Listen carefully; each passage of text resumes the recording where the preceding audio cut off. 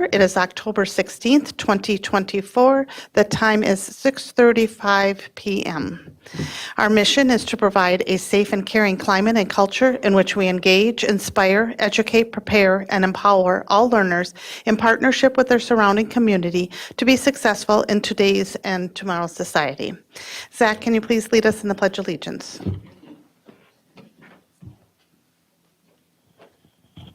I pledge allegiance to the flag of the United States of America and to the republic for which it stands, one nation, under God, indivisible, with liberty and justice for all.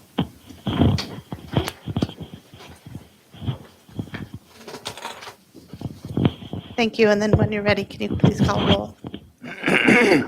And Scott Andreessen. Here. Natalie Copeland. Here. Al Dahlgren. Here. Zach Dorholt is here. Shannon Haas. Here. Monica Shigera-Schwartz. Here. Heather Weems. Here. And the following cabinet members and staff are present at the District Administration Office. Assistant Superintendent of Secondary Education, Dr. Jason Harris. Assistant Superintendent of Pre-K through Grade 5 Education, Nikki Hansen. Assistant Superintendent of Special Education and Student Services, Shannon Avenson. Executive Director of Community Education, Adam Holm. Executive Director of Operations, Joel Heitkamp. Executive Director of Partnership Programs, Gary Ganji. Executive Director of Research, Enrollment, and Assessments, Donna Roper. Director of Community Engagement and Communications, Tammy DeLand. Media Technicians, Paul Novak and Gordy Scott. And a custodian on site is Aiden Ensure. Thank you. Then we need a motion to approve tonight's Board of Education meeting agenda. So move. Classic. I have a motion by Scott, a second by Natalie. Zach, can you call vote? And, Monica Shigera-Schwartz. Yes. Shannon Haas. Yes. Zach Dorholz, yes. Al Dahlgren. Yes. Natalie Copeland. Yes. Scott Andreessen. Yes. Heather Weems. Yes. Then we have the consent agenda. The consent agenda consists of non-controversial items that the board adopts routinely without debate. Any single member may remove an item from the consent agenda by requesting removal at the time the consent agenda is moved for adoption. On tonight's consent agenda, item A, approval of minutes of September 4th, 2024 and September 18th, 2024. Item B, approval of bills and other financial transactions in the grand total amount of $7,596,267.57. Item C, approval of personnel staff changes. Item D, acceptance of grant awards and donations. Item E, quarterly expenditures for board members. Item F, approval of monthly financial reports for August 2024. Item G, approval of monthly treasurer's report for August 2024. Item H, Apollo area roof replacement change order totaling $19,992. Item I, Apollo area A roof replacement change order totaling $58,940.83. And item J, McKinley addition and renovation change order totaling $2,789.92. We do have a request for removal of item D. Is that correct? Yes. Item D. Okay, two people removing that. Anybody else? Okay, so can I get a motion to approve items A through J except item D? So move. Second. I have a motion by Scott and a second by Monica. Zach, can you call vote? And, Shannon Haas. Yes. Monica Shigera-Schwartz. Yes. Heather Weems. Yes. Scott Andreessen. Yes. Natalie Copeland. Yes. Al Dahlgren. Yes. Zach Dorholz, yes. Thank you. And then we have item D, acceptance of grant awards and donations by itself. Madam Chair, I would like to recuse myself from this item, donation from Once Upon a Child. And Madam Chair, I would like to do the same for the donation from Leaf 742. Okay, so I'm looking for a motion to approve item D. So move. Second. I have a motion by Monica, a second by Scott.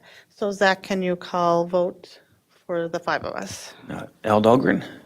Oh, I'm sorry. Zach Dorholz, yes. Shannon Haas. Yes. Monica Shigera-Schwartz. Yes. Heather Weems. Yes. Scott Andreessen. Yes. All right, thank you. Up tonight, we have one information item. We have the North Junior High School presentation being presented by Principal Sasha Hansen. Welcome, glad to have you.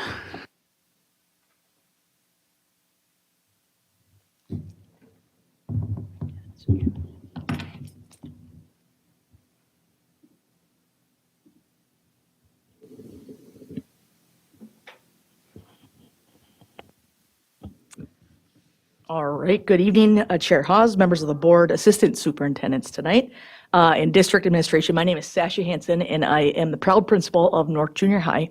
Before we get started with the presentation, I did make some edits and additions. So it is also Unity Day today. So for those of you that don't know what Unity Day is, it is an anti-bullying inclusive day put on by Pacer. And so there are a few pictures there that we want to highlight. Our awesome PBIS team, our Positive Behavior Interventions and Sports team, put on some activities today. So you'll see just from the start, every kid got a positive affirmation today at their locker that our advisory students and staff put together for our kids. We also engaged in a Unity Rock, Paper, Scissors challenge with orange beads today. And so you can see that is our school resource officer, Officer Lester, in the lunchroom being challenged by students. And then the picture on the left, our students that made it to the finale. And you can see 8th grader Sam with all of the beads in the middle. He was a champion. I had 33 beads left at the end of the day, and I challenged him at the end for students versus staff, and he was the victor. We live streamed it. And so we also have Unity Day t-shirts for our board members. And so you will see it says, it's going through really fast.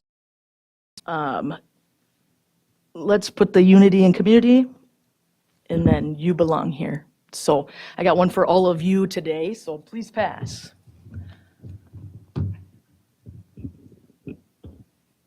All right, so throughout the presentation today, you'll kind of see four different things.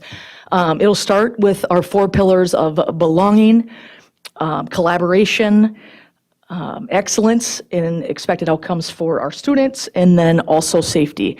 And so within there, I started with how it ties to our continuous improvement plan that our leadership team kind of put together with the overall theme of what we're trying to do and then what that measurable outcome is. And then we'll go through kind of specific things that we are doing and strategies for each of those areas. And then you'll also see some pictures of it in motion within our school community.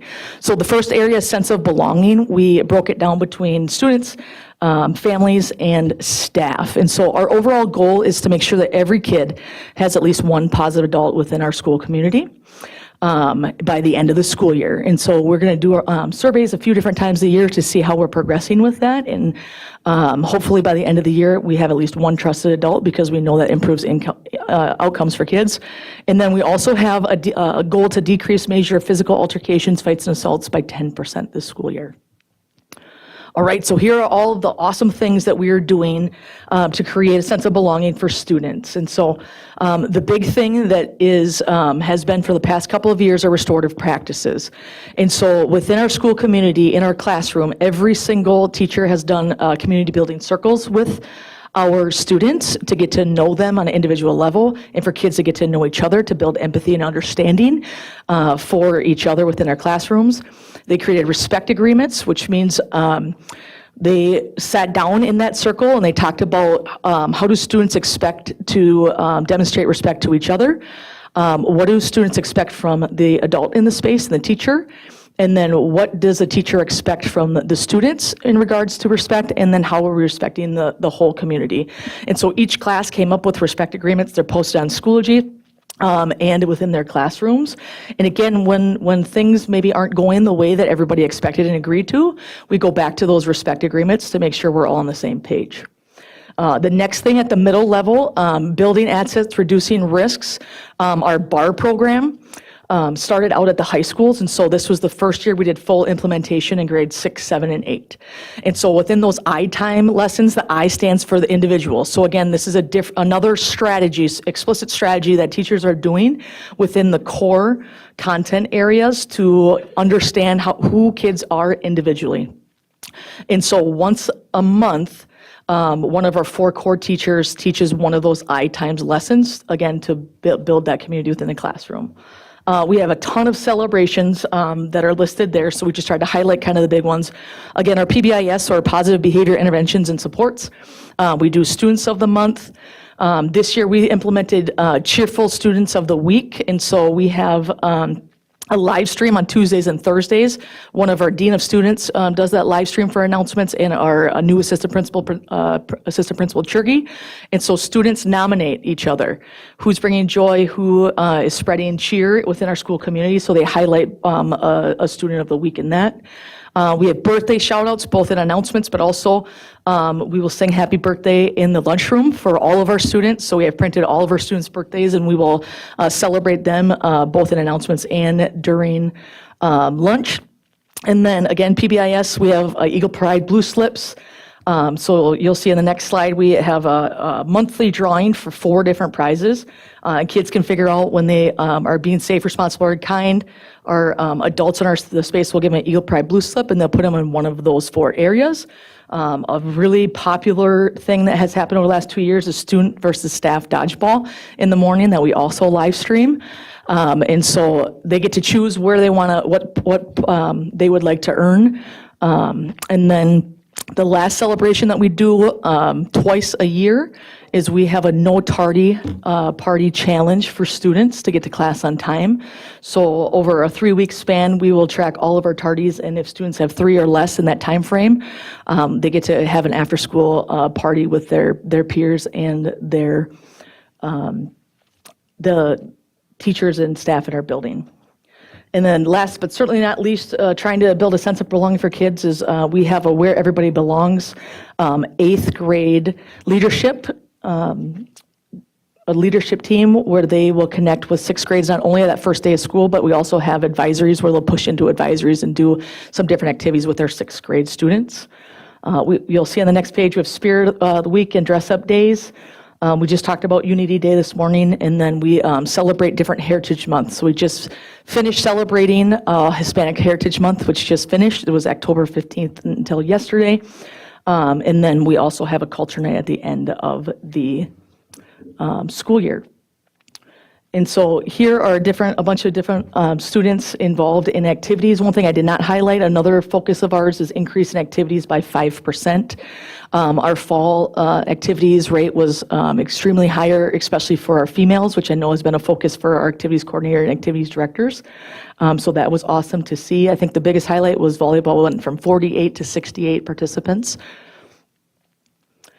This is our Hispanic Heritage Month. Miss Rosie is our bilingual communications sports specialist. She has a fabulous job putting on different things and activities for our kids to engage with at that time. The top 2 are pictures from our culture night from last year. So we have students that not only did some cultural dancing, but also did a fashion show. And then on the upper left, we have a student that volunteered to do some henna on that night. And then this is part of our Twinning Tuesday for one of our Spirit Weeks. And so you can see the connection with students and staff as they decided to twin with one of the adults in the spaces. And then last but not least, again, we had our No Tardy Party last year. We had a dance party. That's the top one in the middle where they are at the photo booth. We had face painting. We had an inflatable bounce house for kids to engage in. And then you can see that's the student versus staff dodgeball game that we live stream. And then we had a bingo activity as well last year where kids were coming down to get prizes. That's Principal Nutter in the Eagle, for those of you that remember him from last year. So just trying to build community and connection with our kids. Belonging for families, this is, again, one of our main focuses this year is to increase our connection and belonging for families. So we did a connections conference this year instead of an open house where they had individual conferences with advisory teachers, and we had 76% of our families show up for a conference. And so that was a noticeable increase about open house where people are just dropping in. We surveyed our staff. and they liked having that intentional time with families. And families said that they really enjoyed it too because they got a connection point. So they met with their advisory teacher, so that was really well attended. We did, for the first time this year, we've recognized from feedback from families that there was the 5th grade to 6th grade transition is really difficult, especially if it's your oldest. And so Katie Schneider is our family engagement coordinator, and so we did a build a binder night. Trapple keepers are back because backpacks have to be in their lockers. And so the trapple keeper, it was our binder, right? But we had every kid that showed up got a free binder. And then they had different stations and rotations to learn different things about technology, Schoology, Skyward. They got to bedazzle their binders, so the kids had a time where they had an opportunity to put whatever it is that they wanted, stickers or color or marker on it. And then we had just some information. What was it like to be a middle schooler? And so the administration put on just a short little presentation about how different it is and what supports we have within our building. Another focus is a positive communication home, every student, every trimester. And so we're tracking how many kids are getting, our families are getting a positive connection home to try to, again, build that partnership that we're in this together, right? We both want what's best for their child, and so we want to make sure that we are having that proactive communication. So if we have to have a reactive one, we already kind of have that partnership and that connection. We do Students of the Month family breakfast each trimester. We're doing our open house differently for incoming 5th graders. So in January, we're going to have an open house only for our 5th grade students. So they get to come and they get to have a night dedicated for themselves. They get to meet all of their 6th grade teachers, but then our 7th and 8th grade teachers will also have different activities for them to do too. So we're really trying to make it a grand event for our families. We're doing a math, literacy, and bingo night in February, and then again, we'll have a student showcase in May. So while our culture night was really well attended, we want to expand on that and open it up to anything kids want to showcase. So it could be something that they're proud of academically, extracurricularly, or it could be a culture thing, and kids are going to get to choose. And so here are just a picture of our Build a Binder night and our individual family connections at Connections conferences. Belonging for staff, again, we have done really intentional things for our staff to get together at in-service time and during staff meetings to get to know each other on an individual level. We have building buddies for our new teachers because, again, we're working on retention and recruitment. So if they feel like they belong and they have somebody that they can go to in our building, we're hoping to keep them longer. We have, again, the Cheerful Staff of the Week is too, so that could be nominated. Administrators are doing temperature checks for staff, and so we just want to know, like, where are you at from a 1 to 5? Is there anything that you need from us? Do you have a positive connection in the building? And then just thinking about how can we spread joy and cheer within our building, so getting feedback from them as well. And then a couple fun things. We did a September, each month we're doing something to bring joy within our building. So September we did a Bloom Flower Bar. In October we have a cookie decorating at the end of the month. And so you will see there, for those of you that don't know what a Bloom Flower Bar is, you literally get to take a vase and make your own flowers, and we did that at the end of our in-service week. We also have a wellness room this year for staff, and so a dedicated space where they can take a break, they can decompress, they can get out of their classroom for a minute because there's so much to do. But we know if staff aren't taking care of themselves, it's hard to take care of kids. And so we have a dedicated space for them as well. The next area is around collaboration. So again, we're looking to increase attendance at conferences, families, and engagement by collaborating and partnering proactively with families. And then again, we want one positive communication home. And so here's collaboration within our system. And so again, we talked about building assets, reducing risks. So what we have intentionally done is we have at least 80% of our 6th, 7th, and 8th graders have 3 or more of their core teachers together. And so that means they have the same language arts teacher, social studies teacher, science teacher, math teacher. And so that really allows our teachers to get to know a smaller cohort of students. And then those teachers have a small block meeting every week where they talk about who's thriving, what celebrations are kids having. They talk about their I times and what they learned about kids. And then they also talk about maybe some kids that are moving and struggling a little bit more. And then in our big block meetings, we have twice a month, and that is those core teachers, any of the allied elective teachers, but then also administrators administration, counselors, and deans of students. So we're trying to create intentional intervention sooner on. And then if kids are still continuing struggling, every week we have Community Connect. So that's our school psychologist, our chemical health coordinator, our school special ed lead. And so again, we're trying to think about what interventions have not worked, what else could we try to make sure that we're being adaptive to what's going on and we can have a better outcome in making some changes for our students or getting them additional wraparound supports that they might need. At North, each day at 9 o'clock, our student support team has meetings, and we found that instead of being reactive all the time with our student support team, they're starting to figure out what's going on and in a proactive way intervening. And so that has been really helpful in lowering the amount of discipline referrals that we have from staff. And then our community accountability and prevention, our CAP program, is alternative suspension. And so that has been really a wonderful tool for us because we know when kids are at home, it's really difficult for them to learn. And so it's an alternative to just having an out-of-school suspension and sending them home. We partner with them, and so they get their academic work. They work on some restorative practices, and then we get a report from them. So we're partnering with them in order to make sure that we have a better plan to try to prevent that from happening in the future. And then Principal Estrada over at South and I meet every month.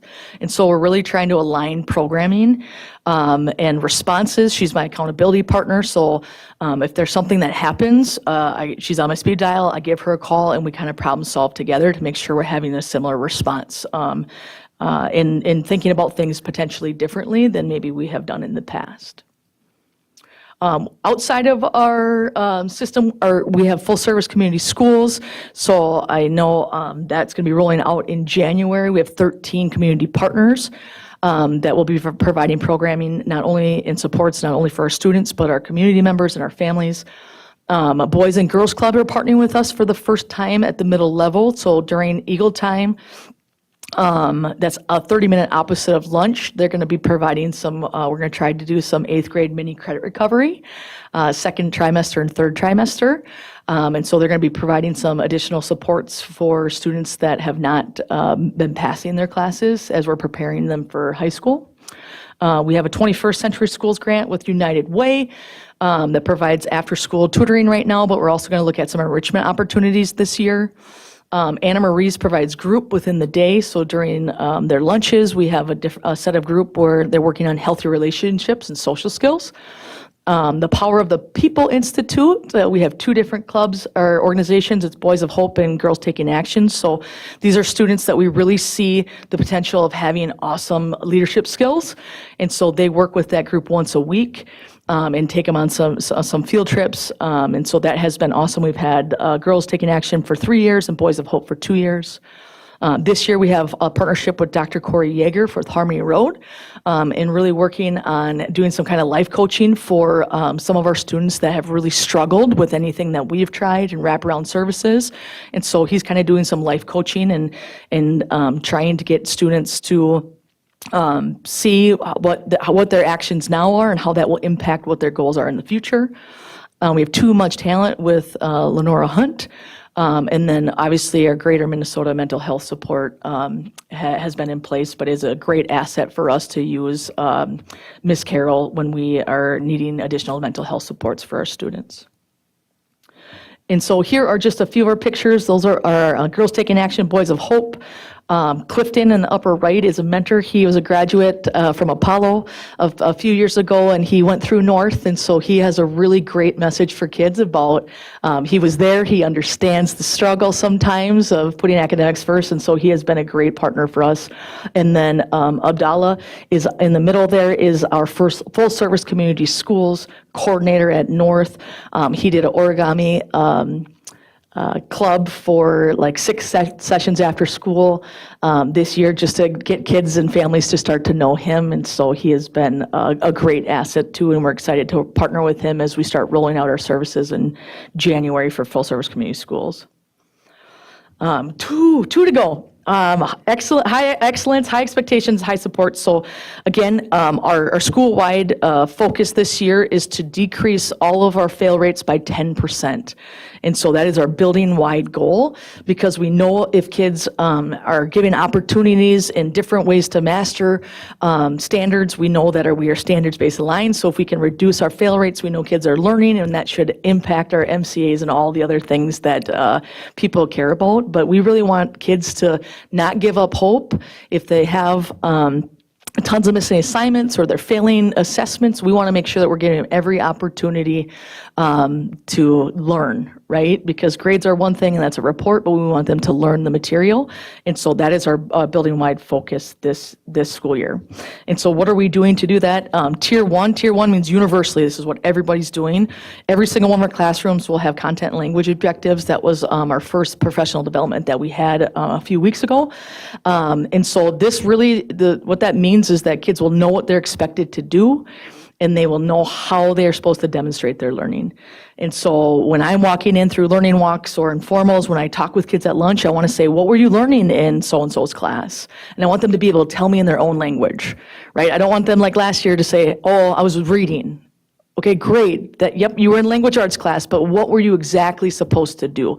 And so I believe if kids, and the research would say, if kids know what they're supposed to do and how they're demonstrating their knowledge, they're going to be more engaged because they know what the goal is. And so that's universally what we're doing. The other tier 1 thing is we're doing content writing in every class every week. And that's like pen to paper, right? We know that technology is great, but there's also new research coming out that like if you don't write it down, you're not going to be able to absorb as much of that information. So in every content, every week, kids will be writing down some sort of response to whether it's a learning objective or the content objective, they'll be writing something down. Other focuses, again, we have consistent expectations for Schoology that helps with families too. We changed up our interventions for math this year, and so kids are getting a double scoop of math. It could be in their Eagle time. And then we're starting after school homework help in November. That's through our 21st Century School grant. And then this year we increased our talent development and accelerated services specialists. Our TDOS person are working with young scholars, students from elementary school. So we're trying to expand that at the middle level. So that her name is Monsi, and she is now halftime at North and halftime at South. And so we're excited to be able to boost that up a little bit because that's kind of fallen off prior to this year. So we're excited to work with her. Again, these are some students. We have a student, obviously, in our art class, the bottom. It was pretty fascinating. I was out there and they were trying to see who can go the furthest in their tech ed class with their model. And I started with like 4, and then as I started kind of taking pictures and videotaping them, I all of a sudden got just about a whole class in there that was super proud to showcase what they have developed. Last but certainly not least is around safety again. This is similar to our SIP goal from the beginning of belonging. So student survey having at least one positive adult and decreasing major physical altercation. So again, we believe that if we are doing the first 3 really well, that this will just kind of fall in place for us because everybody feels like they are part of a community and there's conflict, right? In every family community there's conflict, but how are we resolving those things proactively? So something we did this summer is we added keycard access to our second vestibule doors by door 7, which is our bus chute. Our hope is that we also do that in door 3, so then both vestibules will be locked. So if you get into that first vestibule outside of our main entrance, both of them will be locked and you need a key card to get in. We're working with Katie Herbold because the accessibility, handicap accessibility in door 3 kind of threw us for a little bit of a loop. So I'm working on that this year. So hopefully we'll have both of those done by then. Partnering with our school resource officers to promote physical emotional safety. So Officer Lester and I did a video or a live stream opposite of our presentation that we had to just talk about like what does that mean? What does that look like, sound like, and feel like? And so we did a live stream collectively together and then have gone to classes or individual students that still had question. This has been a big one for us over the past 3 years. We have active supervision spots in all of our locations during unstructured time. So all of our adults in our building that aren't assigned a classroom have a spot to be at before school, after school, and during passing time. And we've noticed, right, like when kids see people, they just continue to get to where they need to be. If they don't see adults, sometimes they'll say, okay, let's go there. And so we're really proactive in trying to make sure that we're intentional where people are, to lower, again, that 10% of physical altercations that we have in our building.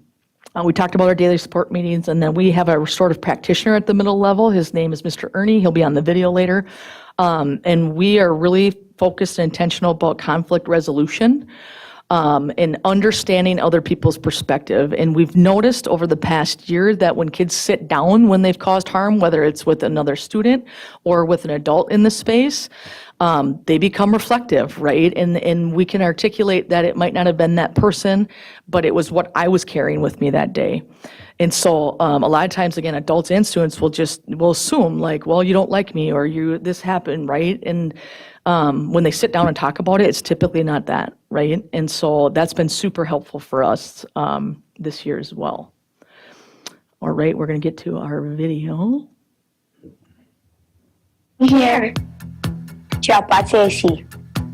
Yedonka. For a sense of belonging for the students, I really try to make sure they feel like they are welcome here, that they belong here. There's a reason that they are in my classroom. I love to learn about them and get to know what they did on the weekend, and just let them know that they can be successful, even if they think something's going on at home or there's anything happening, that they can come in my space, they can feel safe, they can feel like they are loved and they're welcomed in here and they're cared for. We have our relationship and our community building right there. I like to create a sense of belonging with the students at North. I think it's important because kids should find what they feel comfortable in doing in life and achieve their goals for when they get older, be a bigger person in life, and do what's right in the world. It's important for a web day to make students think that they matter so they don't feel left out. For students to be able to know who they are, for students to achieve their goals, to make them feel like they matter.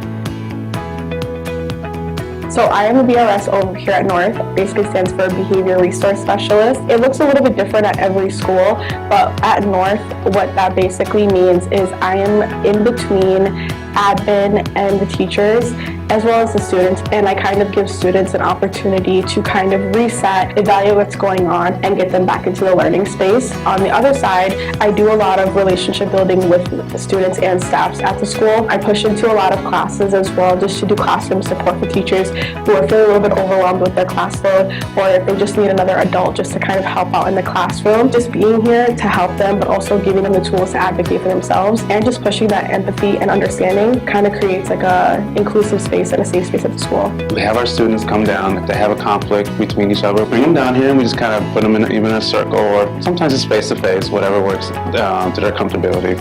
And we just have them talk them out, and I'm the kind of mediator in that. So they ask me questions and we kind of just kind of sort out whatever their issue is and make sure they do it in a positive and respectful way instead of the alternative, obviously. It brings a good sense of belonging to them. They know that they have an outlet, which is us in HOPSA, that they can just come to and they feel safe. It's a safe space. They can talk about their problems and not be judged. And I think that's a big thing. And it really helps them kind of see a different way. Well, I truly believe that everything in education really begins with our families, and ultimately when families choose us to educate their children, there should be a great partnership between the schools and the families. Once we build those partnerships and we work with the communities, then we definitely start building more of a sense of belonging for not only our students, but also for our families and community members. We now have what is called full service community schools, and we are grateful to have Abdullah, our coordinator, here at North Junior High. So being new here, my understanding of full-service community schools is a couple different definitions.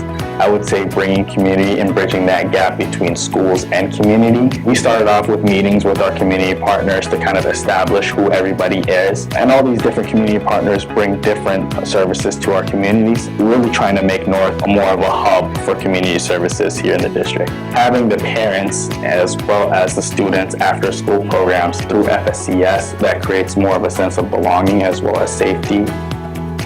We know that our families love their children and they want to make sure that when their child comes to school that they feel safe and that they belong. Belong here. Và nước vì nó này sôi đổ. Debate dismissed. Tu perteneces aquí. You belong here!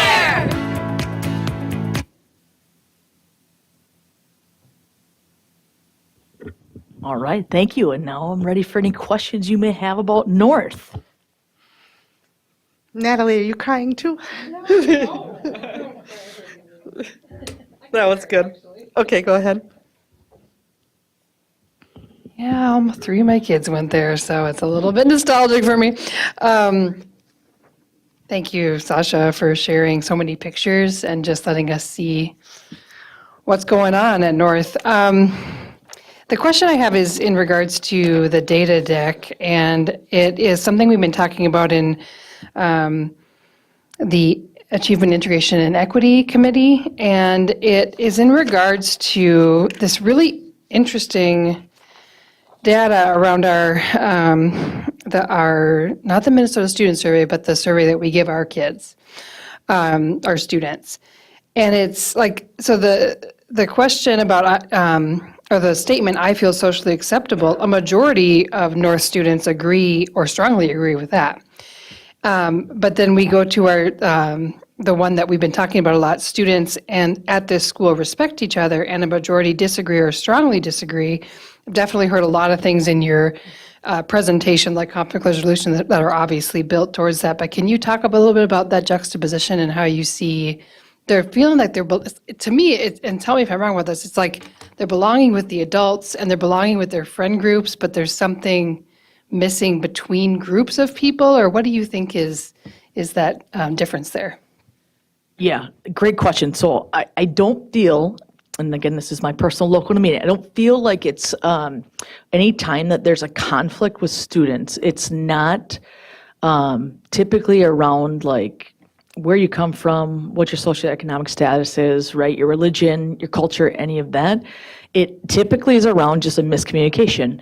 And where we're finding is that when kids are on social media and they're looking at things, they're seeing really mean things. And so we're trying to teach our students that isn't socially normal. It's not acceptable, right? And it's not okay here.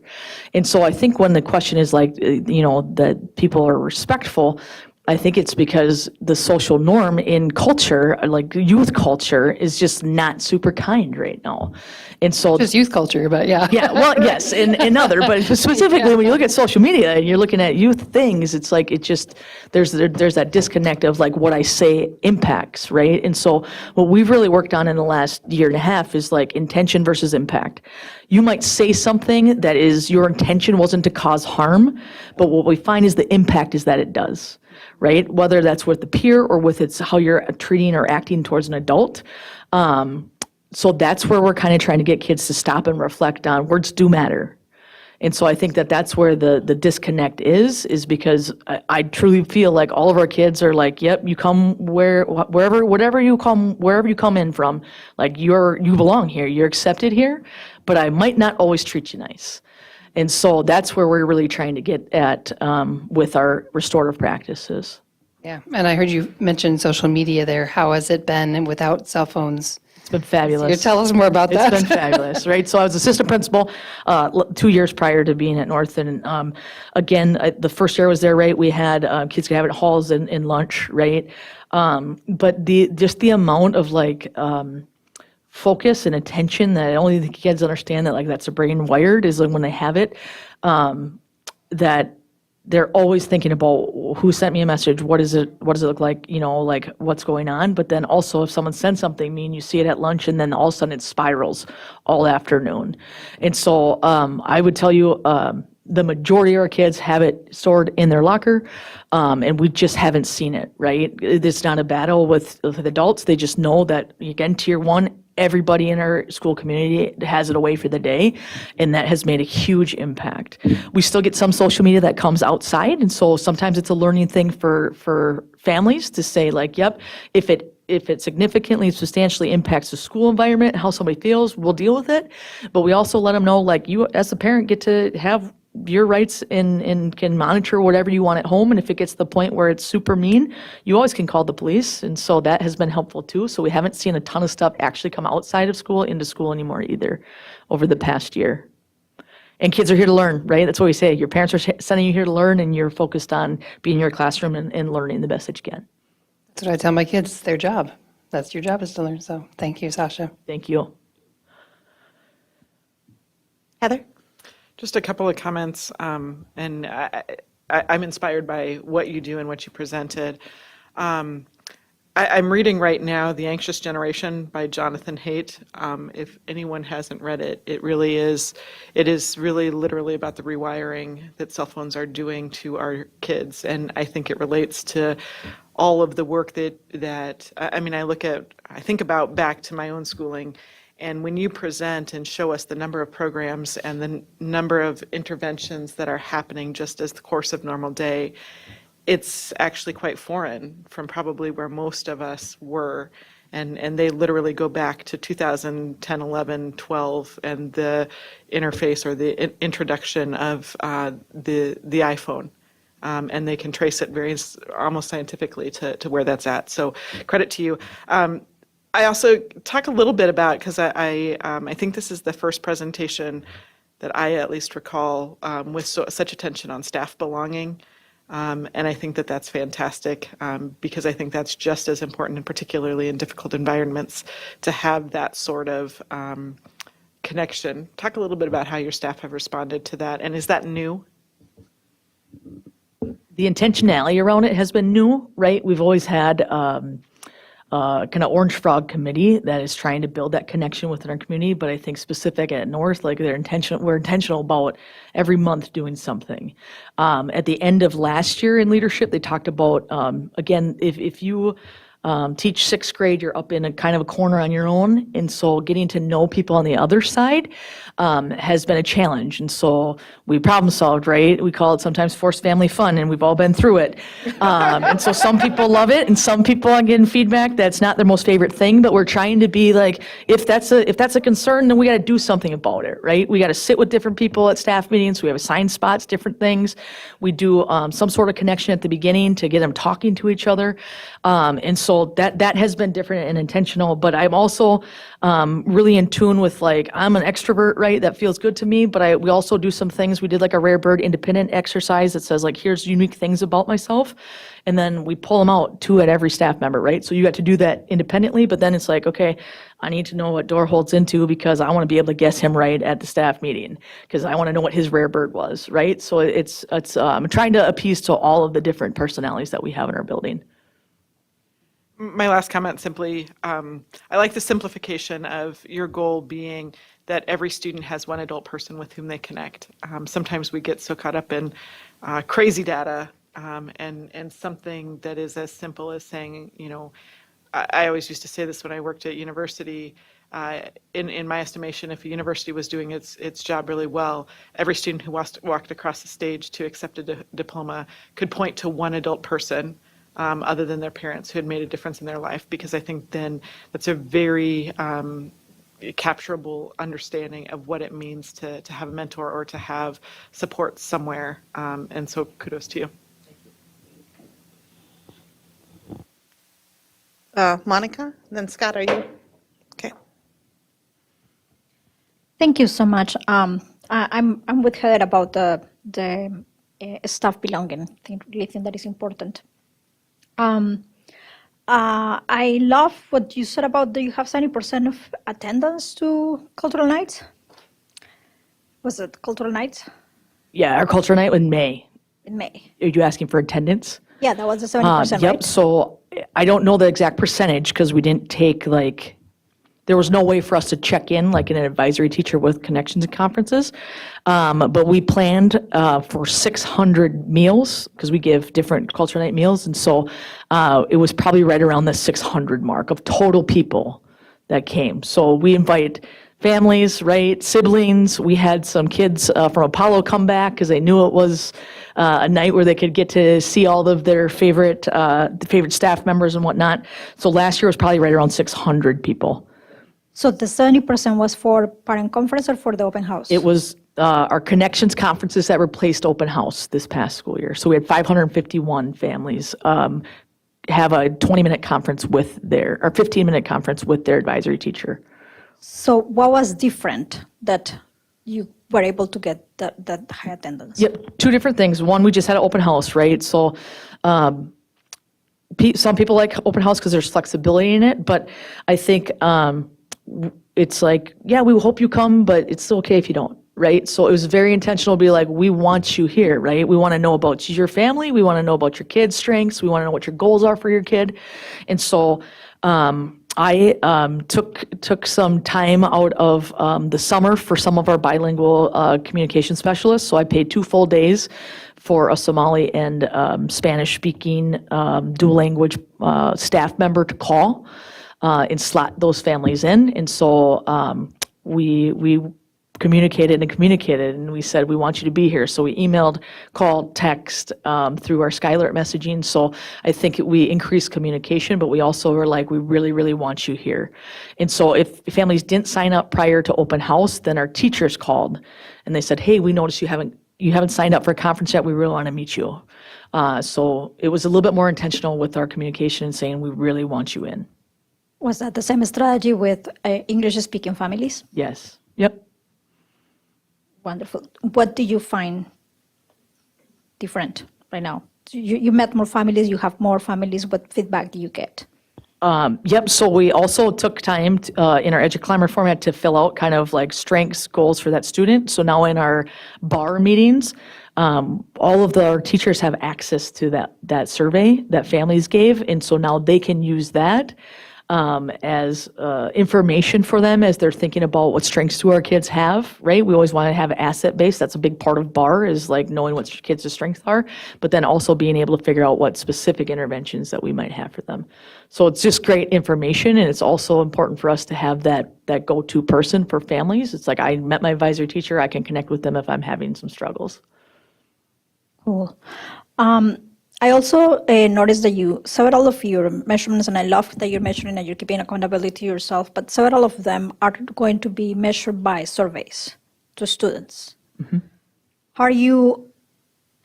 What's your strategy for those surveys? How are you making sure that they respond to surveys, that they're honest in the survey, and that they are not over-surveyed?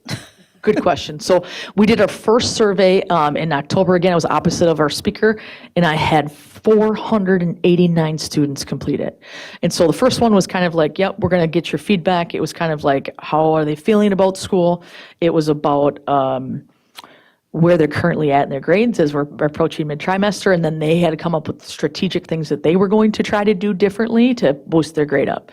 The next round when we do it, next trimester, we'll add that question about, do you have a trusted adult in the building? So we have a good understanding of that. But really our advisor, like we found in that survey, when you have it and you're doing it with an advisory and I get on and say, come on, it's an expectation that we all do it, most of our students will do that.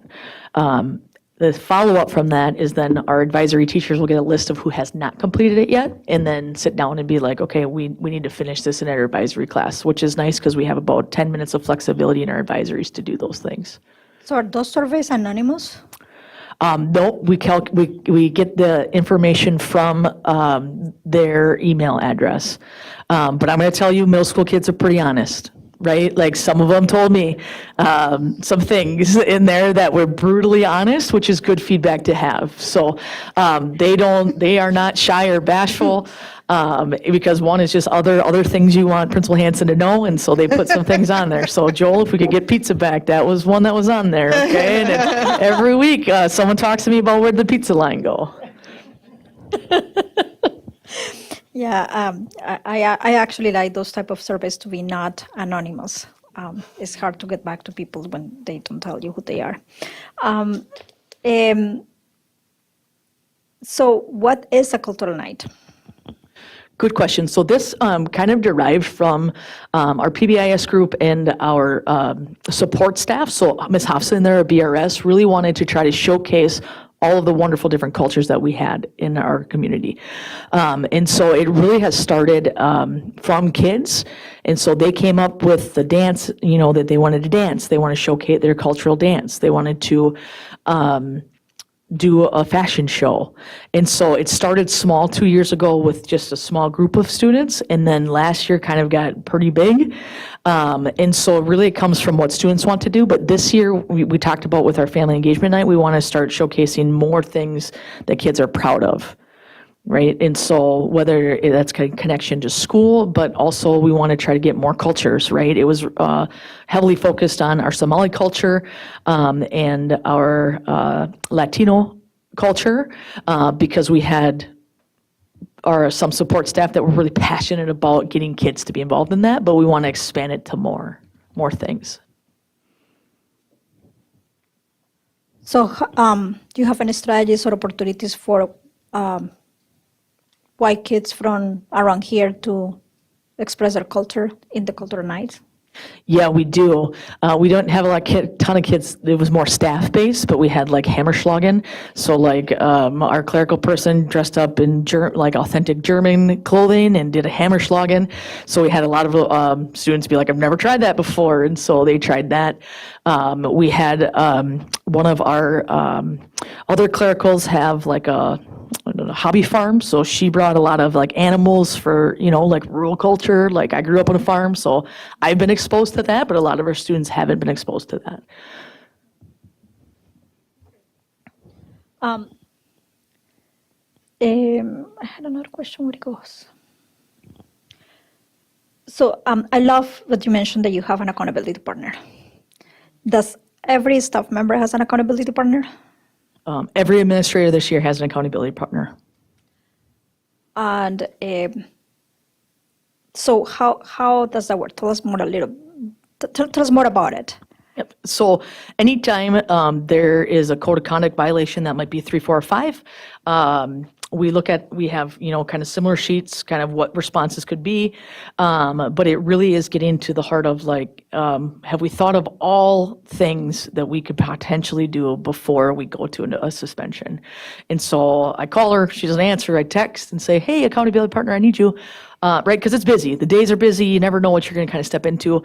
But we just processed through kind of, have you thought about this? Using a lot of our partnerships that we have, right, as an intervention, because we feel sometimes we're like trying to exhaust everything that we can, but there's always sometimes something else that you just didn't think about in the moment. And so we talk about that. We talk about programming, right, as accountability partner, like. There's certain things that like sometimes get brought to me that doesn't get brought over to the south side. So I'm like, what about, Becky on the south side? And so we try to, at least once a week talk, and we have kind of middle level programming set up monthly for us to have some intentional time to do those things. Well, since when are you implementing this? Since when have you been implementing this? Since August of this year, but Becky and I started planning kind of spring of last year informally. But when we had our professional development for administrators, that's when we kind of intentionally came up with our accountability plan, when we're going to meet, when we're going to talk. Well, and most of the things that you have been explaining today have been also from that time? Yeah, it's still a work in progress, right? So she's new, and I have the benefit of I've been at North. For her, it's a little bit more of a learning curve of kind of what their school culture looks like, and being in a new place in a new school, you want to listen for understanding before you just start making a ton of changes. And so I know like they might be a little bit further behind on some of our restorative practices things, but their assistant principal have reached out to me for like resources, different things, and how we've really jumped into feet with that over the past couple of years. Cool, interesting. So when you are showing us all these goals and decreasing percentages and this 10% of lower rate, so this is by when? Yep, so we will look at it as a whole building, mid-try and end of try.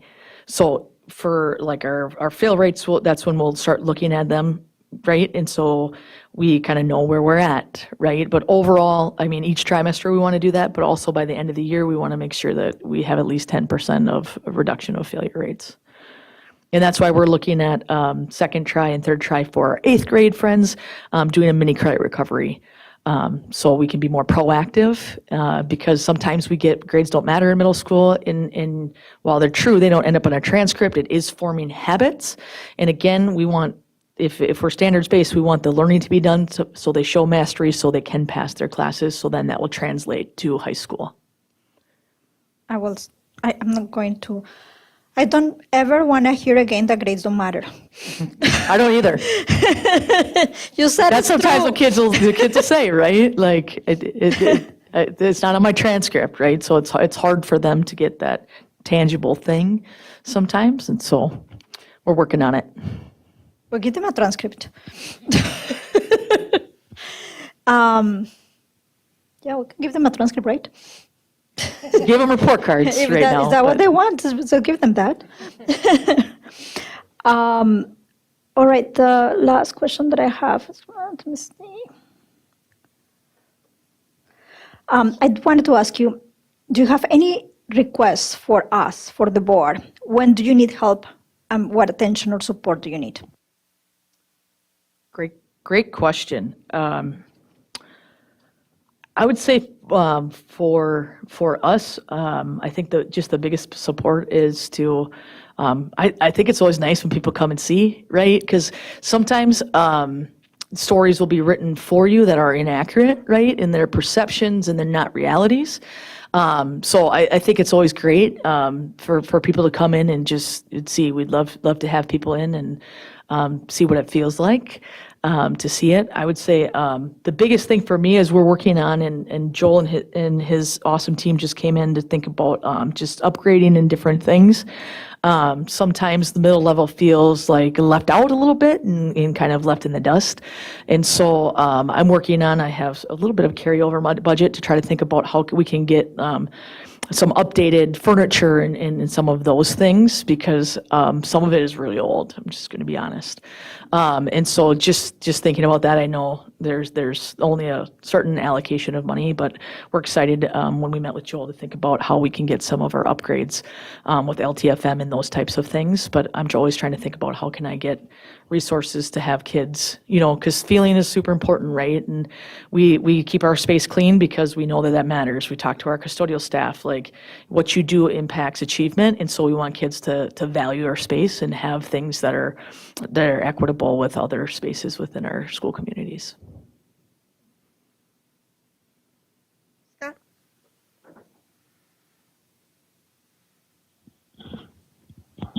Wow, you've answered a lot of stuff already. No problem. Are you a community school?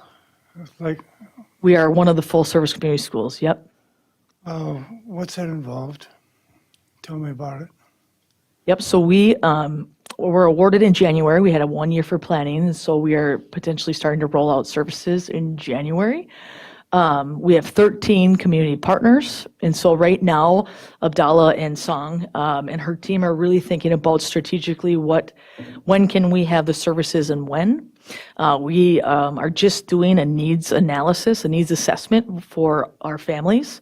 So while I might think, hey, this is what we really need to offer for kids and families in our community, or Song or Abdallah, it's really good information to get from families. And so they've been at all of our family engagement nights trying to get as many parents to fill out the needs assessment. So this is also a push for anybody watching. I just sent another reminder this afternoon. We are looking to try to get 75% of our families to fill out that needs assessment so we can intentionally program for what families are saying they need for themselves and for students. Are you going to have enough physical space? We do. Yep. We have a dedicated space for full service community schools that has access to water, right? So if we do dental services, they have water there. We have a big enough space to have like a food pantry. So FACT is one of our partners. They're already our partners, but they're looking to expand and have potentially like a food pantry within our building too. I recently ushered at the Paramount, and they had an International Student Association there. And I was wondering how your immersion classes are fitting in with the broader scope. Yeah, great question. So our immersion classes are fitting in just fine. It is one classroom, right? So some students don't even know that we have Chinese immersion. I know that we're looking to try to figure out what we can intentionally do to retain some of those students, because sometimes we'll see a drop off from elementary to middle level.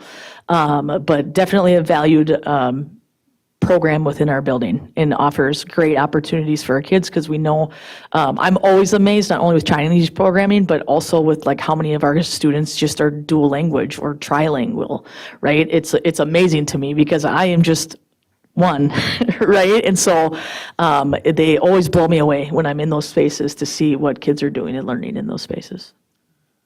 Do Westwood kids come to your school? Westwood does come to my school, yeah. You know, they have recently started a Spanish immersion program at Westwood. What sort of preparations are you making for this new bunch of kids? That's a great question. We have, I believe, 4 years to plan and program for that. So I'm going to be honest with you. We haven't had a ton of conversations yet. And so I'll be working with Assistant Superintendent Hanson and Assistant Superintendent Harris to come up with a great plan. We do have space, which is nice, right? I think over, the last however many years, we've been decreasing in population a little bit, and so we do have space, which is a nice thing to have. Thank you. You're familiar with RSVP, a retired senior volunteer program? I am, yep. Do you have those folks in your building? We do. Typically, what we see that at the middle level is some of our more specialized programs. So orchestra has one. We'll come and work with kids one-on-one or in small groups, while Mr. Bond has the rest of the group working collectively together. A little more about Community Accountability Program, CAP. Our CAP program?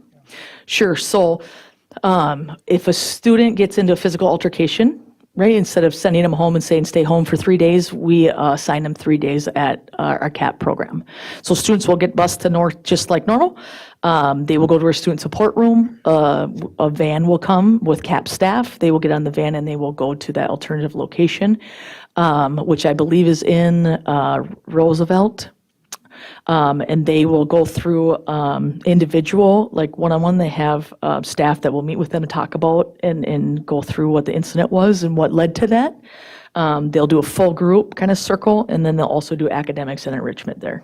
They also have special ed staff there. So sometimes, like when you get it in-house and it's like an ISS space, if the students do not get their specialized services in those classes with those peers, it counts as a suspension. And so it's a really intentional program to try to reduce our suspension rates and have kids actually learn.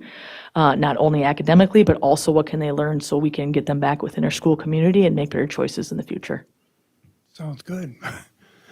So this is actually done at Roosevelt, but the kids come to North first and then transfer over to Roosevelt and back, I would assume. That is correct, yep. And it's all of our secondary buildings have the opportunity to refer a student to CAP. Okay. I think it's good. Thank you. Yeah, thank you. I did some time in in-school suspension in junior high, but so I throw that out there. Just want to say, I mean, as a parent of a seventh grader at North Junior, several years ago, people were like, oh, you're just gonna have to go to North. It's kind of blah blah blah there, and nothing but pleasant surprise every corner we've turned. She's had a great experience, and just a comment. At a soccer game the other day where they have a kid in 7th grade and they had one in 11th grade, and saying, wow, just the experience their younger person has is they've noticed a significant kind of post-COVID progress. So whatever you're doing is working, and just it's been a relief to know that my daughter's having a great time there. So thank you. Yeah, thank you for the feedback. I appreciate that. Al?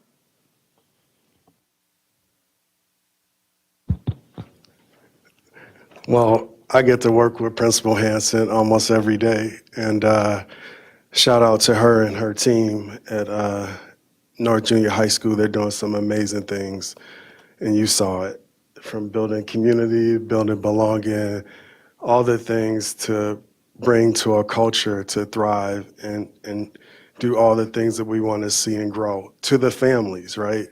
I think we see it, we talk about it, and the things that are happening. And yesterday we were just at the conferences, and just the community feel of the environment, the diversity, just the real experiences that we talked and saw families.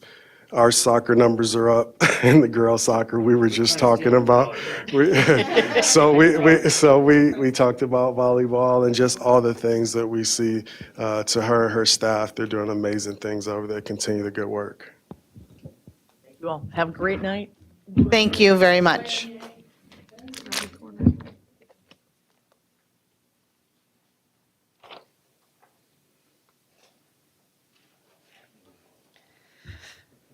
Okay, next up, we have one action item tonight. We have the approval of the 2024-2027 strategic plan development. Donna Roper, Executive Director of Research, Enrollment, and Assessments, is going to do a recap. We thoroughly discussed this last board meeting. But welcome back. Thank you, Chair Haas, board members, assistant superintendents. Happy to just answer any questions remaining regarding our strategic plan. As Chair Haas mentioned, we did have a pretty deep dive on this last time, so I'm going to spare you of going through it again. But just to remind everyone, this is a rolling strategic plan. For the 24-27 plan year, we have some development work that's happening now, and so we're just looking for your approval tonight on the strategic plan for the 24-27 year. Okay. Does anybody have any questions or comments? Otherwise, I were looking for a motion to approve the 2024 through 2027 strategic plan development. So move. Okay, do I have a second? And then Monica, I'll call on you. Second. Okay, I have a motion by Scott, a second by Heather. Any discussion? Monica? Thank you. Could you please just briefly remind me, how are you measuring this and how often? Like the main goals? So I think annually, right, we are bringing a review annually, and I don't think there's any planned changes to that. No, how often we get the review, but what are your mark points for measuring? So for the 24-27 plan, just to kind of give everyone a little idea of where we're at and what we're doing, because our goal is to engage our stakeholders, we will be sharing an update with our district our DAC group, which is our formerly World's Best Workforce Committee, which is community. And they will be kind of hearing what our plan is and weighing in on that. We'll be taking their feedback. We are required to set annual goals for the new Comprehensive Achievement and Civic Readiness Report, which is what is evolving, the World's Best Workforce is evolving to. Together with, the district has 4 kind of major pillars this year around safety, belonging, collaboration, and excellence. And so we're looking at those 4 pillars, what's required by the state, and we will be bringing a review of the data from that work next year at this time. Does that answer your question? Yeah. So is that you're taking just, so you're taking like a baseline and a point? Is that kind of like what I'm trying to understand how is that the measure goes? So you're depending of the goal, you're measuring in different stages? Or it's just kind of once a year that you kind of overall assess everything? So once a year, we review the large outcomes. Throughout the year, we will be using our continuous improvement process and our SIP plans, and those are, I think, quarterly. And then even at the building level, those are probably even more frequent, like monthly or, tri-weekly or whatever they have. But so it's a system of process pieces that happen throughout the year related to our continuous improvement process. And then annually, we will come back and share out on these high-level outcomes. Got it. Thank you. Any other questions or comments? Okay, I have a motion and a second. Zach, can you call vote?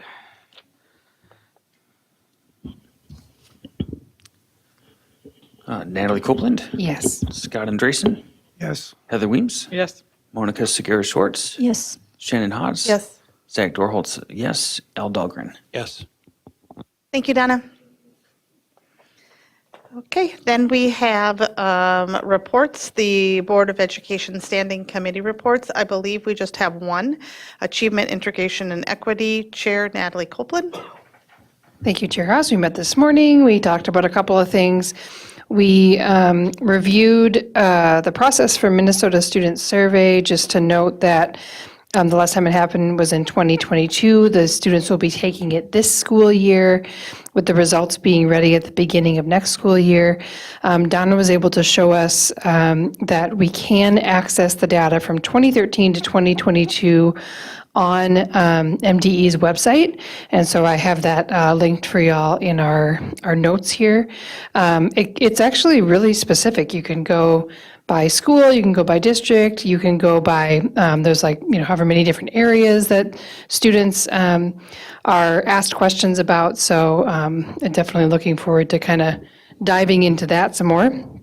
And then also it's, the one change that happened is that it's now included on the Minnesota report card as well. So it's not just test scores and things like that on the Minnesota report card. The change there at the state was to include Minnesota student survey data as well. We talked for a long time about the question about what is the perception and experience of belonging amongst District 742 students, and you heard my question to Principal Hansen. It was kind of in that same vein. So we agreed that the committee sees interconnectedness and integration across race, culture, and class amongst students as an issue to explore. We're kind of talking about like a Tech versus Apollo look, but broadening that as well throughout our district. And our wondering was, how do structures and systems come into play in student involvement, inclusion, and engagement? So Donna shared with us again that we are tracking belonging, and we've seen that even tonight with Sasha's presentation. In district surveys, and then also it is one of our 4 pillars, which are safety, belonging, collaboration, and excellence. We reviewed some data, which I attached to your email in a PDF, about from our 23-24 survey. And so that goes along with my question again from earlier. We observe, as we have before, at a board and district level, that students feel that the vast majority of students feel they belong at school and that their teachers care about them, but the data shows that students are struggling as far as connecting with each other. And then finally, our committee had a suggestion for the upcoming board retreat. We were hoping to be able to start out with a high-level share out of data specifically around our 4 pillars, which are, again, that safety, belonging, collaboration, and excellence, just to ground us in those 4 pillars we keep hearing about every meeting lately. So, and our next meeting is Wednesday, November 13th. Thank you. Okay, and last up is future agenda items. Our November 6th board meeting and work session topics will include the inclement weather protocols, the 2025 Board of Education legislative platform, the referendum discussion, school update, and policy readings. At this time, does any board member want to suggest a future agenda item? Okay. That was everything on our agenda tonight. Looking for a motion to adjourn our board meeting. And do I have a second? I have a motion by Natalie, a second by Heather. All in favor, say aye. Opposed? Okay. Meeting is adjourned. It is 7:49 PM. Thank you for watching. We'll be back November 6th.